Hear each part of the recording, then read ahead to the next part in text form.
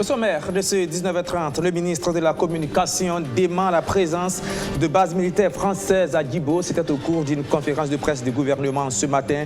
Rémi Fulgence Danguinou qui coupe court à toute polémique, la polémique qui commençait véritablement à enfler. Hier, une délégation du CDP, aujourd'hui celle des ressortissants de la province du BAM. Les actions de solidarité se multiplient envers les milliers de déplacés de Kongoussi. Un véritable bol d'air pour toutes ces personnes en détresse. Et puis, le nouveau procureur du Faso près du tribunal de grande instance de Ouagadougou 1 a pris fonction. Aruna Yoda a été officiellement installé ce 3 octobre. Voilà pour le sommet, bonsoir et bienvenue à ce 19h30. Environ 19 000, voilà le nombre de personnes qui ont fui les attaques terroristes de leur village et qui ont trouvé refuge à Kongoussi, dans la province du BAM. Un flux de déplacés qui s'est accéléré ces dernières semaines, créant une situation humanitaire préoccupante. Certains ont d'ailleurs manifesté leur mécontentement, voulant retourner chez eux. Le gouvernement a pris des mesures. Des agents du ministère en charge de l'action humanitaire sont sur place, mais ce matin, ce sont bien les ressortissants de la province du BAM qui se sont rendus à Kongoussi. Ils sont allés leur apporter réconfort et soutien. Luc Pabelgem.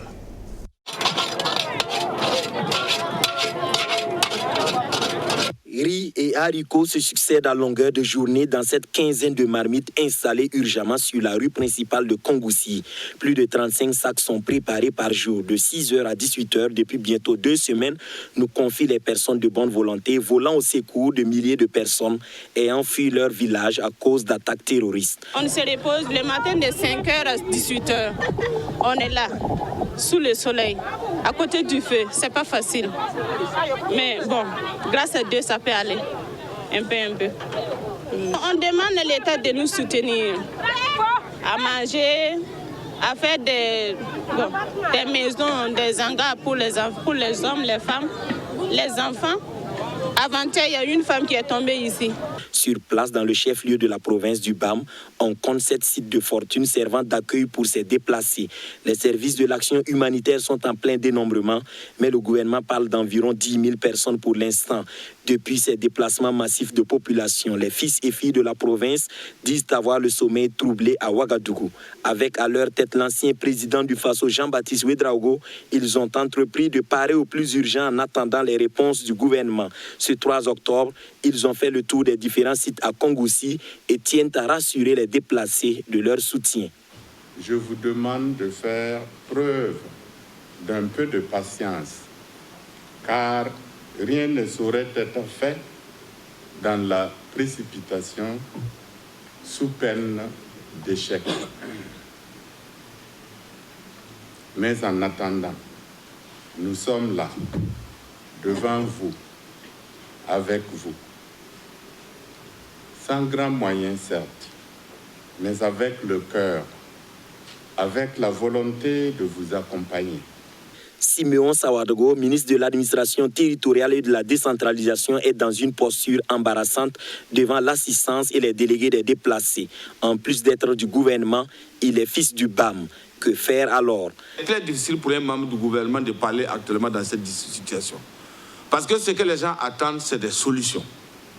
C'est-à-dire, les gens ont besoin qu'il y ait donc la disponibilité militaire, les gens ont besoin qu'il y ait la disponibilité dans l'humanitaire, les gens ont besoin d'espoir, les gens ont besoin qu'on leur dise qu'est-ce qui va être fait pour nous soulager de cette situation-là. Donc, c'est pourquoi il est délicat donc, de parler en tant que... Mais moi, je vous dis que, comme dit le président Jean-Baptiste, il n'y a pas ce terme que le président Jean-Baptiste ne m'a pas appelé. Il m'a dit, mais il faut appeler votre ami le président du Faso. Ah oui, parce qu'à un moment donné, moi aussi, ce n'est pas facile. Donc, tous, autant comme dit le professeur Sylvia, ils n'ont pas dormi. Ça fait 4 jours, vos ressortissants qui sont à Ouagadougou, personne ne dort. La chaîne de solidarité qui s'est créée a permis de mobiliser 2 500 000 pour le Conseil provincial de secours d'urgence. Les déplacés ont encore rappelé à leurs frères, ils n'ont pas faim.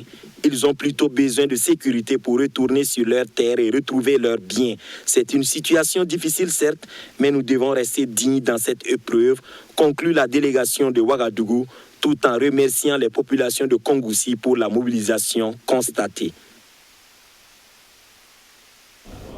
C'est peut-être le début d'une chaîne de solidarité qui est en train de se mettre en place autour de ces déplacés de Kongoussi. Hier, une délégation du CDP, le Congrès pour la démocratie et le progrès, conduite par son président Edi Komboigo, est allée porter assistance à ces hommes, ces femmes et ces enfants. Vous allez entendre des histoires tragiques de certains d'entre eux qui sont complètement dans le désarroi. Reportage Roméo Koeta. Depuis qu'ils ont fui leur village, c'est ici qu'ils ont élu domicile. En cette soirée du mercredi 2 octobre, alors qu'ils s'apprêtent pour le repas, arrive une délégation du Congrès pour la démocratie et le progrès, conduite par le premier responsable du parti. Edi Komboigo et ses camarades sont venus apporter leur soutien à ces déplacés qui manquent presque de tout. Ce sont des nattes, du riz, de l'huile, du savon qui sont offerts. Un modeste don au regard du besoin sur le terrain, dira Edi Komboigo, qui interpelle le gouvernement à une réaction diligente.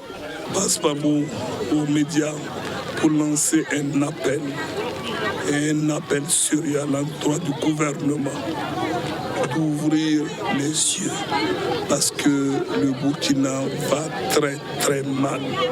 Ici, c'est une catastrophe humanitaire qui est en train de se dessiner. Il est temps de l'arrêter. L'hydre, les communes sont dévastées et tout le monde se retrouve dans le chef-lieu de Kongoussi, dans des habitations précaires, avec une situation sanitaire déplorable. Et je pense qu'il faut une action spéciale, une réaction spécifique. Un geste noble, estime ces déplacés. Mais ce dont ils ont le plus besoin, c'est la sécurité.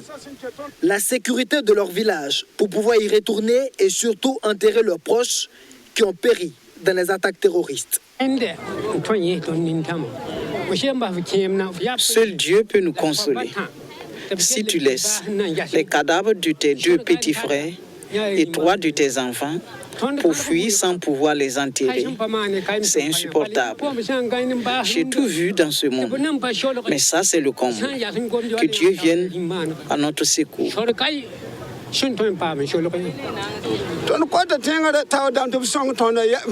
Nous souhaitons que les autorités nous aident à retourner chez nous. Nous avons nos champs à récolter et nos enfants à scolariser. Le CDP ne veut pas rester insensible à ces doléances.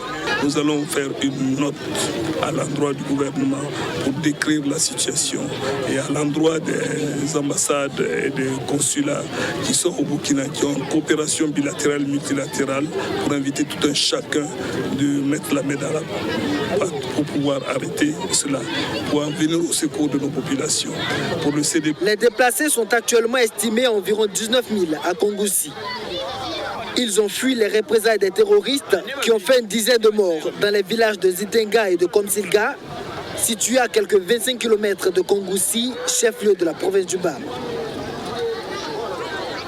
La situation sécuritaire, tout logiquement, était au centre de la conférence de presse du gouvernement de ce 3 octobre. Il a été surtout question de la présence ou non d'une base militaire française à Djibo, dans le Sahel. Depuis quelques jours, la polémique enfle. Eh bien, le ministre de la Communication y a mis fin. On l'écoute. Il y a des interventions françaises qui sont faites à la demande de l'état-major. Les forces armées françaises, notamment à travers Barkhane, sont intervenues, à ce que je sache, au moins 2 fois dans cette zone. Ils ont fait leurs interventions et les forces sont reparties. Forcément, lorsqu'elles arrivent, elles sont hébergées dans les bases où nos soldats sont. Donc, il faut faire la part des choses. J'ai pris le soin, avant de venir aujourd'hui, de vérifier avec le chef d'état-major, de vérifier avec le ministre de la Défense, qui ont répété de façon claire et nette qu'il n'y a pas de base française en construction à Djibo. Mais j'ajoute que les soldats de Barkhane ont été sollicités 2 fois dans cette zone-là pour intervenir. Donc je pense que ce qui a été dit, c'est important. Il faut que vous soyez les relais de cet espace-là. Rémi Fulgence d'Anguinou qui est également revenu au cours de cet exercice sur l'autre sujet brûlant de l'actualité, la grève dans le secteur de la santé. Il appelle au sens de la responsabilité des uns et des autres. Je vous propose de l'écouter encore une fois. Moi, je considère que sur ces crises-là, les différents sectoriels se battent pour trouver des solutions. Mais comme le président du FASO l'a dit en ce qui concerne la crise à l'hôpital, les acteurs reviennent à la table de négociation pour que nous puissions continuer à travailler. Je crois que, quelle que soit l'importance de la lutte que nous menons, la question de la vie est une question essentielle. Comme dirait Norbert Zongo, c'est le premier des droits humains, celui d'avoir le droit de vivre. Je me surprends parfois à ne pas avoir entendu les organisations de défense des droits de l'homme se plaindre de cette situation. C'est quand même extrêmement grave ce qui se passe. Mais je regarde, peut-être que je n'ai pas lu, mais je n'ai pas vu les organisations des droits de l'homme dire qu'il y a une crise à ce moment-là pour cette question. J'attends leur communiquer sur ces questions-là et pour interpeller les différents acteurs à garder d'abord à l'idée qu'il y a la vie humaine avant toute chose.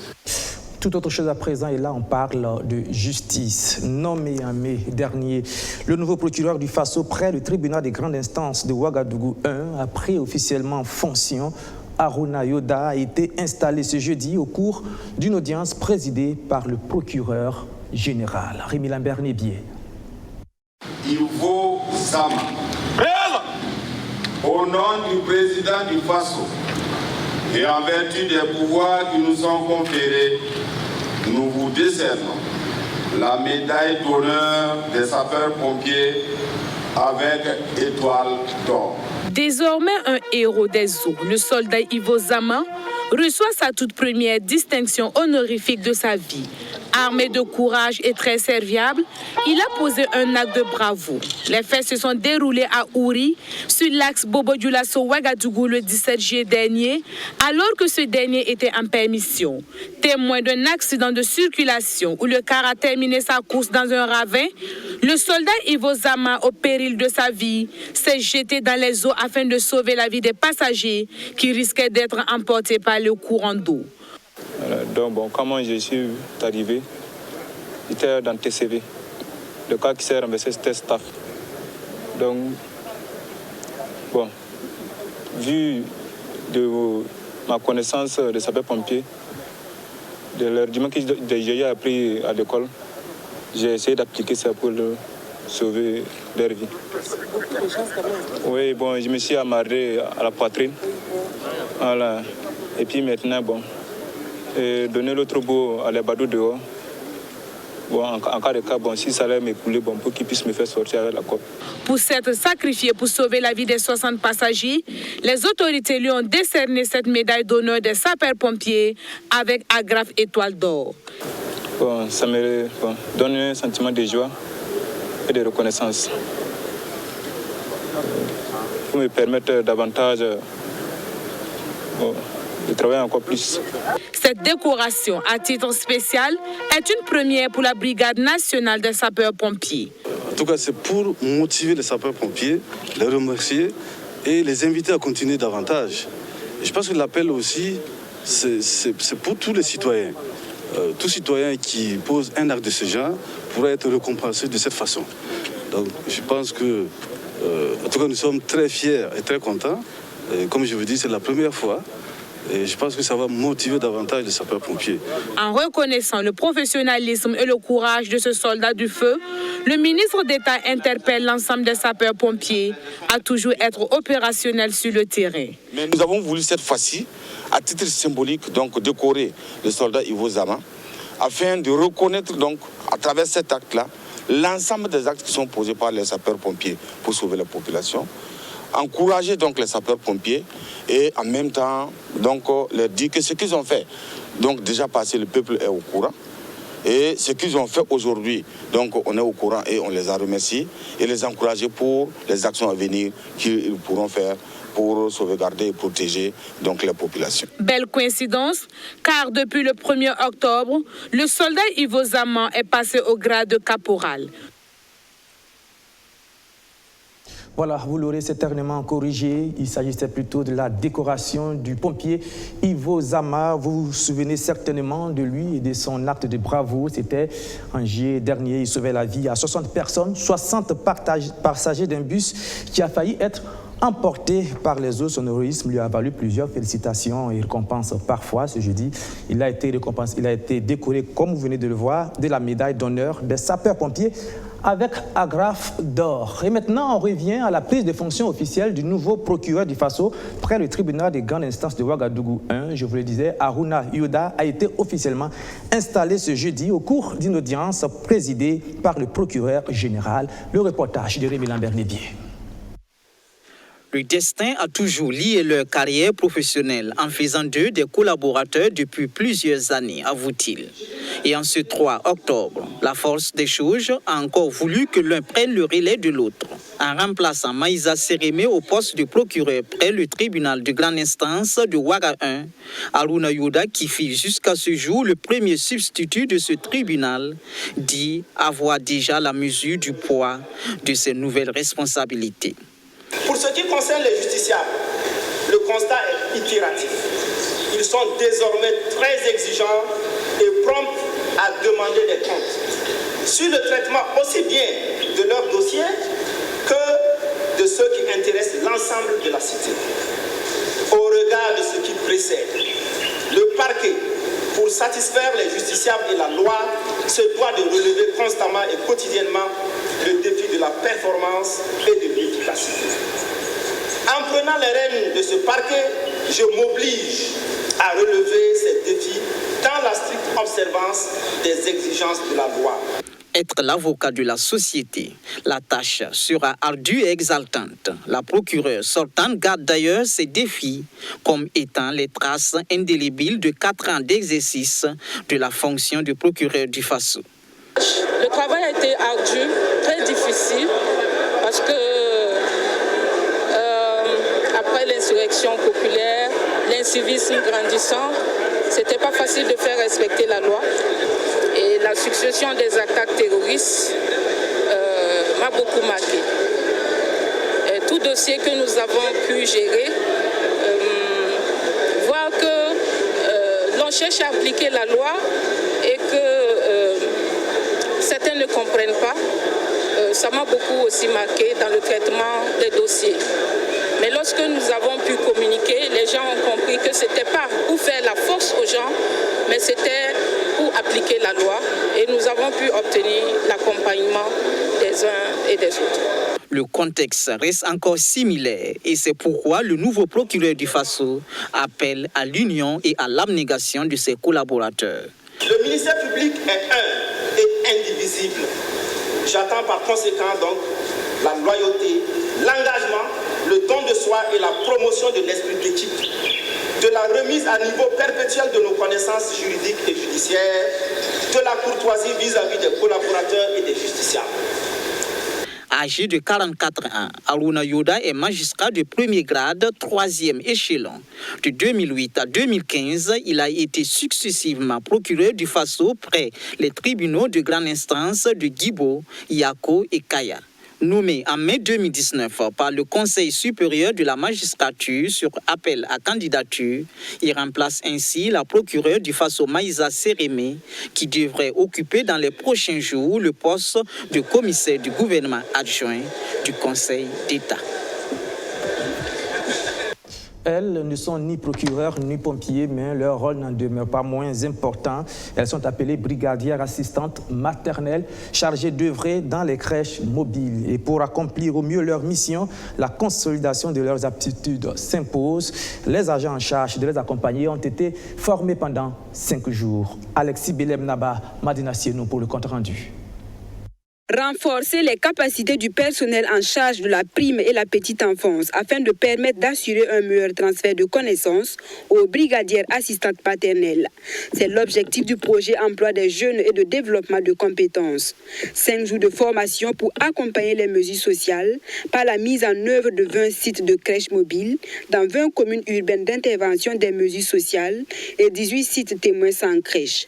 Ce projet a été financé par la Banque mondiale par le biais du ministère en charge des infrastructures à travers la composante TIMO, travaux routiers à haute intensité de main-d'œuvre. Notre dispositif donc, de sauvegarde sociale et environnementale ne prend pas en compte forcément donc, les enfants. Voilà, les brigadières bénéficient donc de ce qu'on appelle des équipements de protection individuelle. Elles sont vaccinées Mais ça ne couvre pas donc les enfants. On se rend compte que lors des travaux, les femmes, on a des femmes donc porteuses de grossesse et puis ces femmes qui ont donc des enfants à bas âge qui se retrouvent donc sur les chantiers.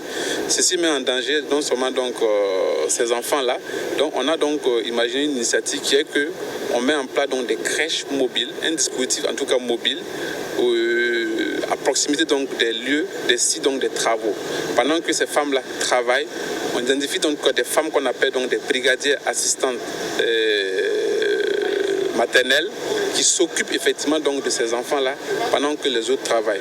Ceci pour permettre donc aux enfants donc d'avoir un cadre pour donc s'épanouir physiquement et psychologiquement. Pour permettre aux enfants de mieux s'épanouir physiquement et psychologiquement, plusieurs modules ont été dispensés aux formateurs. Durant les 5 jours, nous avons d'abord eu une première étape qui a consisté à former les formateurs des brigadiers et des brigadiers assistantes maternelles. Ça, c'est juste pour l'encadrement des jeunes enfants.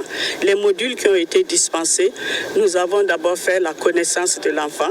Ça, c'est sur le plan psychologique, connaître ses besoins pour pouvoir mieux le comprendre et pouvoir mieux le prendre en charge. Nous avons étudié également les droits de l'enfant. Et je pense qu'on a eu en gros 7 modules. Donc ce sont des innovations, ce sont des nouvelles pratiques qu'on les a enseignées. Pour les formateurs, les modules dispensés ont été assimilés. Au sortir donc de cette formation, c'est que nous avons pu retenir.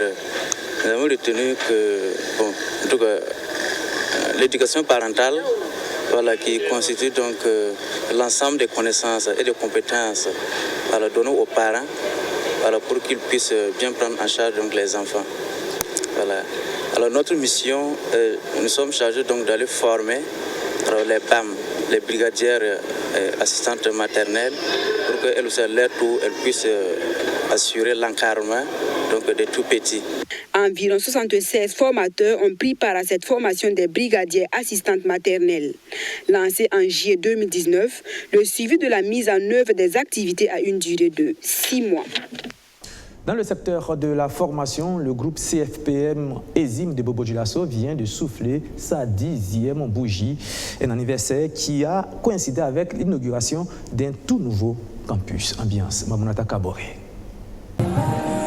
Voici le tout nouveau campus qui va accueillir les étudiants du groupe CFPM ESIM de Bobo Dioulasso. Bâti sur une superficie d'1 hectare, le joyau dispose de toutes les commodités pour un bon apprentissage, notamment une cité universitaire et un restaurant. Un ambitieux projet qui se concrétise.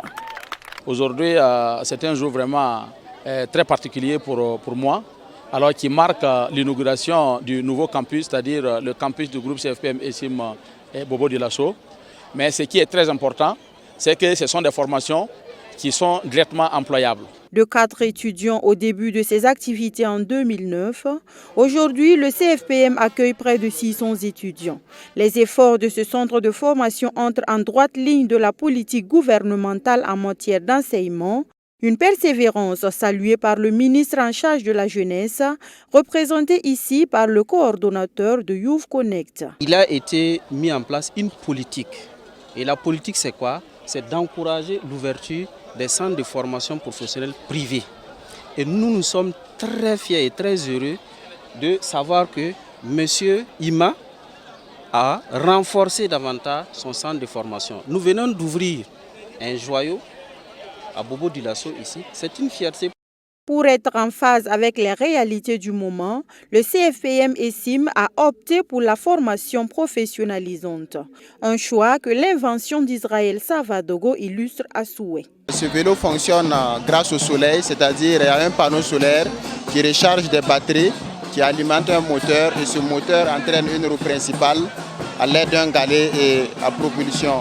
Donc c'est ce qui fait avancer l'engin et la personne. Là, si la batterie est déchargée à distance avec la personne, il y a des pédales manuelles qui permettent à la personne de pédaler pour entrer chez lui. Je remercie également à CFPM ESIM, puisque au moment que je travaillais, je venais chaque soir bosser à CFPM ESIM. Bon, voilà pourquoi actuellement ici à la tête d'une entreprise. Donc moi aussi, j'encourage mes soeurs et frères qui sont toujours à l'étude. Donc je les promets des stages pour qu'ils viennent apprendre ce qui se passe sur le terrain. En marge de l'inauguration de ce nouveau campus, le groupe CFPM Essim a soufflé sa 10e bougie, occasion également de procéder à la remise de diplômes à 1500 impétrants en fin de formation. En 2 décennies d'existence, elle a su capter la fidélité des auditeurs au point de se hisser au rang des radios les plus écoutées du Burkina. La radio Ouaga FM a célébré son 10e anniversaire hier. C'était en présence de plusieurs professionnels des médias. L'occasion pour les responsables de revenir sur tout le chemin parcouru. Sandrine Zougouri. Le 2 octobre 1999, les Burkinabés découvraient une nouvelle fréquence de radio, la 105.2. Émettant 24 heures sur 24, cette nouvelle radio appelée Ouaga FM a été longtemps la radio de toutes les générations. Très bien écoutée par les auditeurs grâce à la diversité de ses émissions d'information, de divertissement et d'éducation telles que questions de femmes, les grandes questions et affairages. Aujourd'hui, elle fait partie de l'une des radios les plus écoutées au Burkina Faso. 2 octobre 1999, 2 octobre 2019, la radio célèbre ses 20 ans d'existence, un anniversaire couronné par un bilan très positif.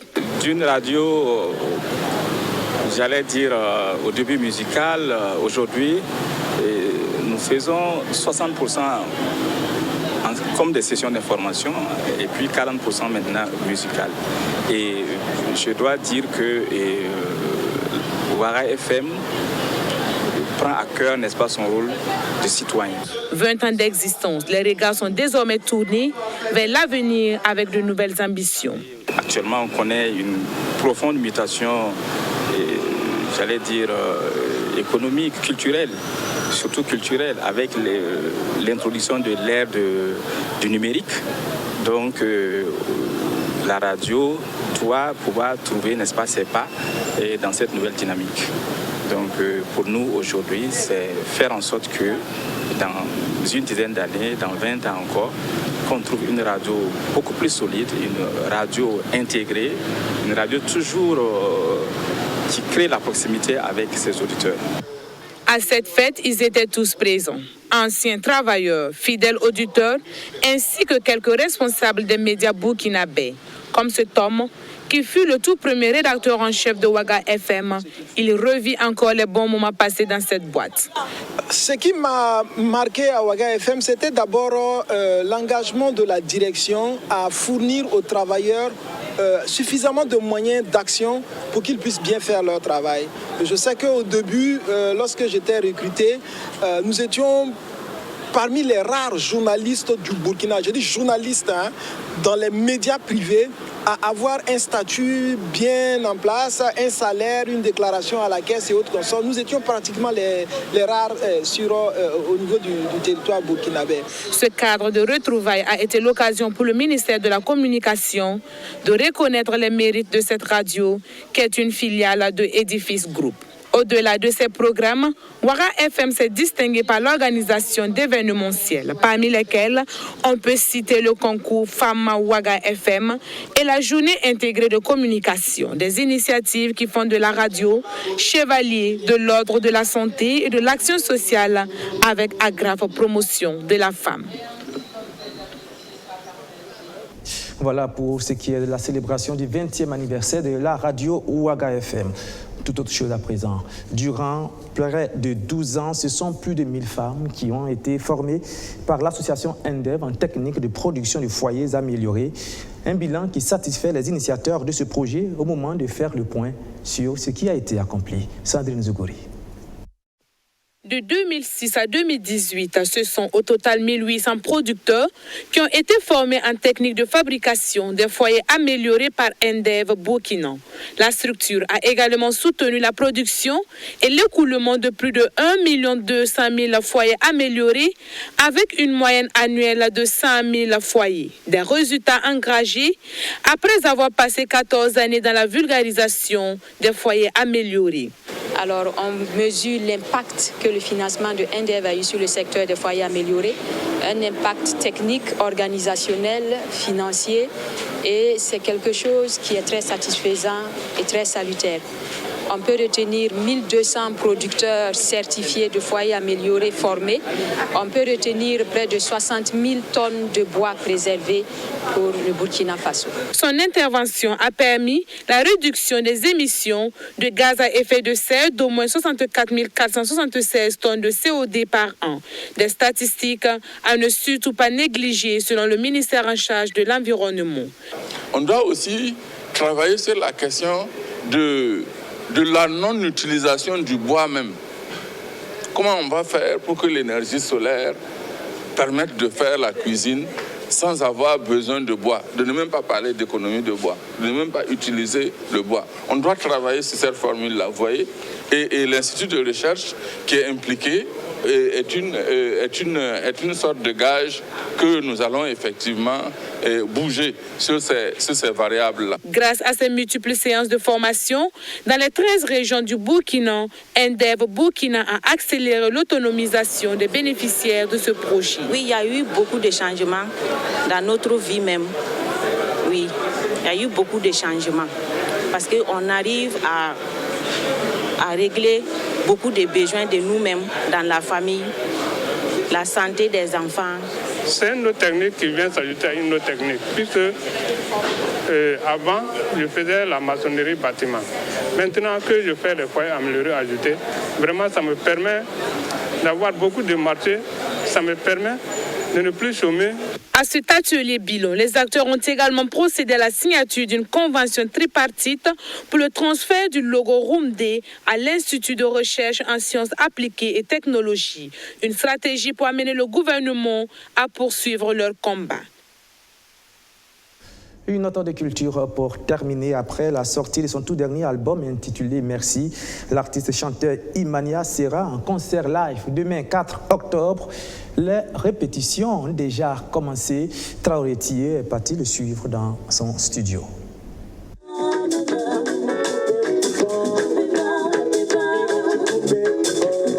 Imania promet un spectacle inoubliable à ses fans. À 24 heures de son concert prévu ce vendredi 5 octobre 2019 au Matisse, il est à fond dans les derniers réglages.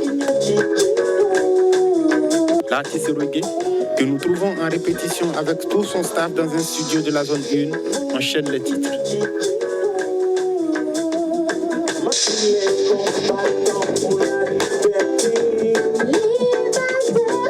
Nous allons jouer tout l'album en live, parce que l'album a été enregistré en live et j'ai décidé comme ça de présenter l'album en live avec les musiciens qui ont créé le son et avec l'ingénieur son qui a enregistré l'album.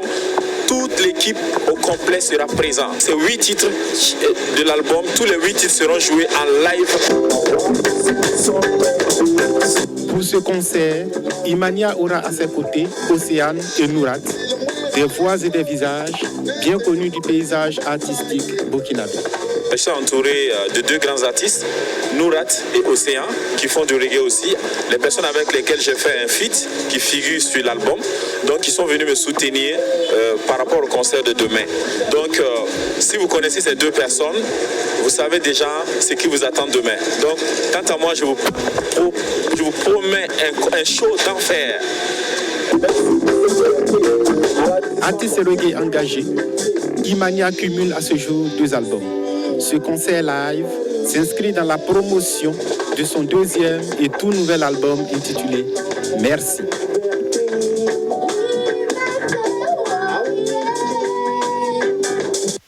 Voilà, son nom d'artiste c'est Imania, mais son nom à l'état civil c'est Kone Oumar. Kone Oumar est infographe ici même à la télévision BF1. Du courage, cher artiste, nous espérons que ton concert sera une très belle réussite. C'est tout le mal que nous te souhaitons et c'est ici que pour en faire ce journal. Merci de l'avoir suivi, on se retrouve demain à la même heure, 19h30. Merci de votre fidélité.